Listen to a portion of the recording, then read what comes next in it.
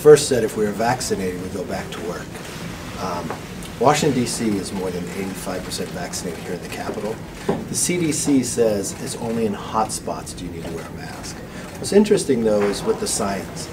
In the House, you wear a mask, but in the Senate, you do not. There's a major age difference between the two as well.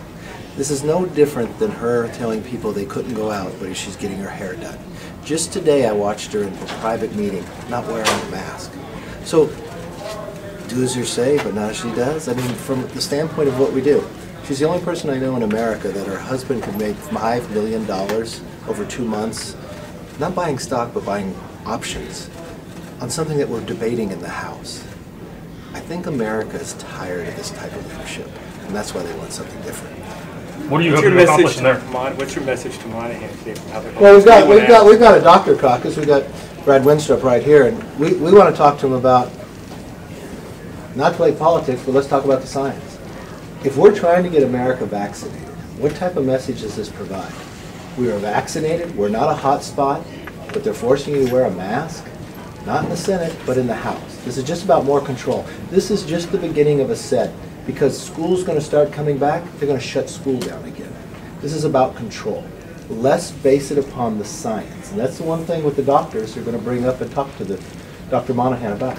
Do you think there's something... And really everyone in the country are our patients at this point, right?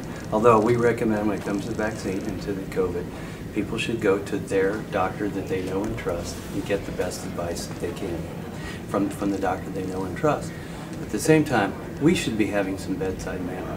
What we're finding out from America, you know, in all of our districts, people want to be educated on what's going on, not indoctrinated, not just told you must do this, you must do that. Anytime you have a patient one-on-one in your office, you explain to them what the treatment plan is, why you're doing it, and why it makes the most sense. That hasn't been happening in America, and I think that's tremendously missing. We want to talk to the doctor about that. This is about mandates, not about science, and I think that's what causes a lot of problems here. The office of attending physician falls under the House side, not the Senate side. So is that something that might affect his reasoning? It might be politics. You're going to ask him about that? I don't know, because he made a recommendation to the Senate, but a mandate to the House. I'm not sure when you walk across the Capitol, when you get to the rotunda, do you take your mask off?